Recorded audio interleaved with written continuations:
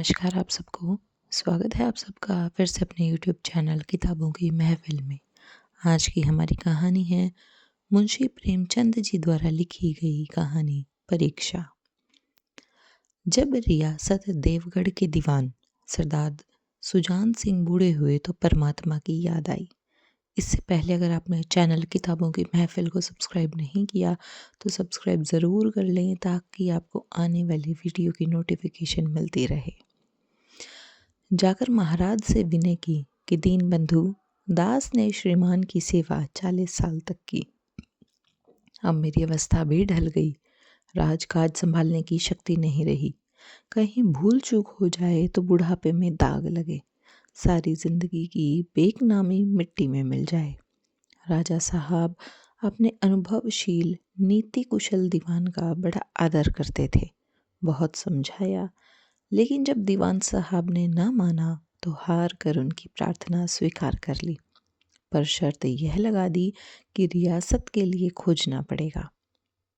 नया दीवान आप ही को दूसरे देश के प्रसिद्ध पत्रों में यह विज्ञापन निकला कि देवगढ़ के लिए एक सुयोग्य दीवान की ज़रूरत है। जो सज्जन अपने को इस पद के योग्य समझे वे वर्तमान सरकार सुजान सिंह की सेवा में उपस्थित हों। यह ज़रूरी नहीं है कि वे ग्रेजुएट हों, मगर हष्ट पुष्ट होना आवश्यक है। मंदाकिनी के मरीज को यहाँ तक कष्ट उठाने की कोई ज़रूरत नहीं। 1 महीने तक उम्मीदवारों के रहन सहन आचार विचार की देखभाल की जाएगी। विद्या का कम परंतु कर्तव्य का अधिक विचार किया जाएगा। जो महाशय इस परीक्षा में पूरे उतरेंगे वे इस उच्च पद पर सुशोभित होंगे।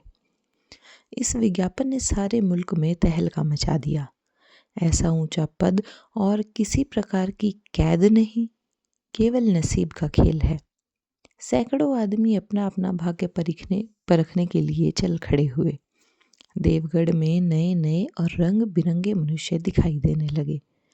प्रत्येक रेलगाड़ी से उम्मीदवारों का एक मेला सा उतरता। कोई पंजाब से चला आता था, कोई मद्रास से, कोई नए फैशन का प्रेमी, कोई पुरानी सादगी पर मिटा हुआ। रंगीन ऐमामे चोगे और नाना प्रकार के अंग रखे और कंटोप देवगढ़ में अपनी सज धज दिखाने लगे। लेकिन सबसे विशेष संख्या ग्रेजुएटों की थी, क्योंकि सनद की कैद न होने पर भी सनद से पर्दा तो ढका रहता है। सरदार सुजान सिंह ने इन महाअनुभवों के आदर सत्कार का बड़ा अच्छा प्रबंध कर दिया था। हर एक मनुष्य अपने जीवन को अपने बुद्धि के अनुसार अच्छे रूप में दिखाने की कोशिश करता। मिस्टर 9 बजे दिन तक सोया करते थे। आजकल वे बगीचे में टहलते हुए उषा का दर्शन करते थे। मिस्टर स और ज से उनके घरों पर नौकरों की नाक में दम था, लेकिन ये सज्जन आजकल आप और जनाब के बगैर नौकरों से बातचीत नहीं करते। मिस्टर ल को किताबों से घृणा थी, परंतु आजकल वे बड़े बड़े ग्रंथ देखने पढ़ने में डूबे रहते थे। जिससे बात कीजिए वह नम्रता और सदाचार का देवता बना मालूम देता था। लोग समझते थे कि 1 महीने का झंझट है, किसी तरह काट लें, कहीं कार्य सिद्ध हो गया तो कौन पूछता है। लेकिन मनुष्यों का वह बूढ़ा जौहरी आड़ में बैठा हुआ देख रहा था कि इन बगुलों में हंस कहाँ छिपा हुआ है। एक दिन नए फैशन वालों की सूझी कि आपस में हॉकी का खेल हो जाए। यह प्रस्ताव हॉकी के मंजे हुए खिलाड़ियों ने पेश किया। यह भी तो आखिर एक विद्या है, इसे क्यों छिपा रखें। संभव है कुछ हाथों की सफाई ही काम कर जाए। चलिए, तय हो गया। फील्ड बन गई, खेल शुरू हो गया और गेंद किसी दफ्तर के अप्रेंटिस की तरह ठोकरें खाने लगी। रियासत देवगढ़ में यह खेल बिल्कुल निराली बात थी। पढ़े लिखे भले मानुस लोग शतरंज और ताश जैसे गंभीर खेल खेलते थे। दौड़ कूद के खेल बच्चों के खेल समझे जाते थे। खेल बड़े उत्साह से जारी था। धावे के लोग जब गेंद को लेकर तेजी से उड़ते तो ऐसा जान पड़ता था कि कोई लहर बढ़ती चली आती है। लेकिन दूसरी ओर के खिलाड़ी इस बढ़ती हुई लहर को इस तरह रोक लेते थे कि मानो लोहे की दीवार है। संध्या तक यही धूमधाम रही। लोग पसीने से तर हो गए। खून की गर्मी आँख और चेहरे से झलक रही थी।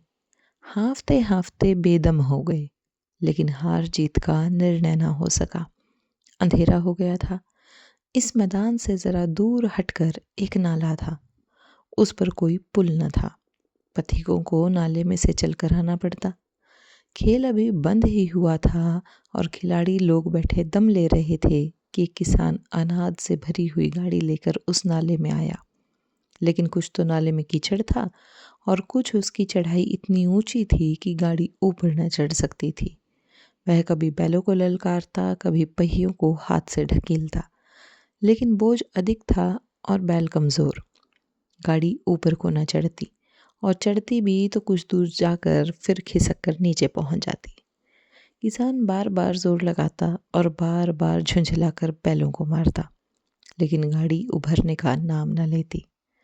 बेचारा इधर उधर निराश होकर ताकता, मगर वहाँ कोई सहायक नजर न आता। गाड़ी को अकेले छोड़कर कहीं जा भी नहीं सकता। बड़ी आपत्ति में फंसा हुआ था। इसी बीच में खिलाड़ी हाथों में डंडे लिए घूमते घमाते उधर से निकले। किसान ने उनकी तरफ सहमी हुई आंखों से देखा, परंतु किसी से मदद मांगने का साहस न हुआ। खिलाड़ियों ने भी उसे देखा, मगर बंद आंखों से, जिनमें सहानुभूति न थी। उनमें स्वार्थ था, मद था, मगर उदारता और वात्सल्य का नाम भी न था। लेकिन उसी समूह में एक ऐसा मनुष्य था जिसके हृदय में दया थी और साहस भी। आज हॉकी खेलते हुए उसके पैरों में चोट लग गई थी। लंगड़ाता हुआ धीरे धीरे चला आता था। अकस्मात उसकी निगाह गाड़ी पर पड़ी। ठिठक गया। उसे किसान की सूरत देखते ही सब बातें ज्ञात हो गई। डंडा एक किनारे रख दिया, कोट उतार डाला और किसान के पास जाकर बोला, मैं तुम्हारी गाड़ी निकाल दूं? किसान ने देखा, एक गठे हुए बदन का लंबा आदमी सामने खड़ा है। झुककर बोला, हुजूर, मैं आपसे कैसे कहूँ? युवक ने कहा, मालूम होता है तुम यहाँ बड़ी देर से फंसे हो। अच्छा, तुम गाड़ी पर जाकर बैलों को साधो, मैं पहियों को ढकेलता हूँ। अभी गाड़ी ऊपर चढ़ जाएगी। किसान गाड़ी पर जा बैठा। युवक ने पहिए को जोर लगाकर उकसाया। कीचड़ बहुत ज्यादा था। वह घुटने तक जमीन में गड़ गया, लेकिन हिम्मत न हारी। उसने फिर जोर किया। उधर किसान ने बैलों को ललकारा। बैलों को सहारा मिला, हिम्मत बंध गई। उन्होंने कंधे झुकाकर एक बार जोर किया तो गाड़ी नाले के ऊपर थी। किसान युवक के सामने हाथ जोड़कर खड़ा हो गया।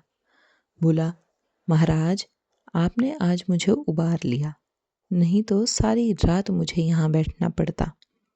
युवक ने हंसकर कहा, अब मुझे कुछ इनाम देते हो? किसान ने गंभीर भाव से कहा, नारायण चाहेंगे तो दीवानी आपको ही मिलेगी। युवक ने किसान की तरफ गौर से देखा। उसके मन में एक संदेह हुआ, क्या यह सुजान सिंह तो नहीं है?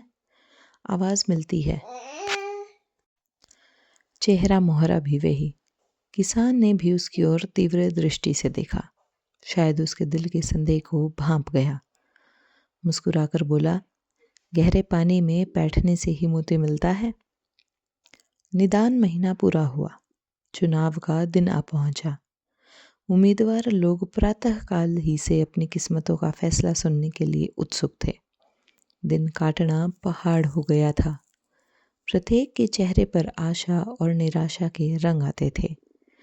नहीं मालूम आज किसके नसीब जागेंगे, न जाने किस पर लक्ष्मी की कृपा दृष्टि होगी। संध्या समय राजा साहब का दरबार सजाया गया। शहर के रईस और धनाढ्य लोग, राज्य के कर्मचारी और दरबारी तथा दीवान के उम्मीदवारों का समूह सब रंग बिरंगी सज धज बनाए दरबार में आ विराजे। उम्मीदवारों के कलेजे धड़क रहे थे। जब सरदार सुजान सिंह ने खड़े होकर कहा, मेरे दीवानी के उम्मीदवार महाशयों, मैंने आप लोगों को जो कष्ट दिया है उसके लिए मुझे क्षमा कीजिए। इस पद के लिए ऐसे पुरुष की आवश्यकता थी जिसके हृदय में दया हो और साथ साथ आत्मबल। हृदय वह जो उदार हो, आत्मबल वह जो आपत्ति का वीरता के साथ सामना करे।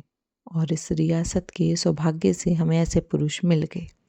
ऐसे गुण वाले संसार में कम हैं और जो हैं वे कीर्ति और मान के शिखर पर बैठे हुए हैं, उन तक हमारी पहुंच नहीं। मैं रियासत के पंडित जानकी नाथ सा को दीवानी पाने का बधाई देता हूँ। रियासत के कर्मचारियों और रईसों ने जानकी नाथ की तरफ देखा।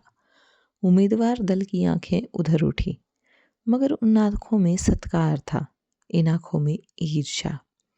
सरदार साहब ने फिर फरमाया, आप लोगों को यह स्वीकार करने में कोई आपत्ति न होगी कि जो पुरुष स्वयं जख्मी होकर भी एक गरीब किसान की भरी हुई गाड़ी को दलदल से निकालकर नाले के ऊपर चढ़ा दे, उसके हृदय में साहस, आत्मबल और उदारता का वास है। ऐसा आदमी गरीबों को कभी न सताएगा। उसका संकल्प दृढ़ है जो उसके चित्त को स्थिर रखेगा।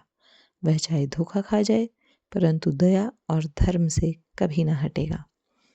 तो अगर आपको कहानी अच्छी लगी तो चैनल किताबों की महफिल को सब्सक्राइब करना ना भूलें। साथ ही बेल आइकन भी प्रेस कर लें और कमेंट करके ज़रूर बताएं कि आप अगली कहानी कौन सी सुनना पसंद करेंगे।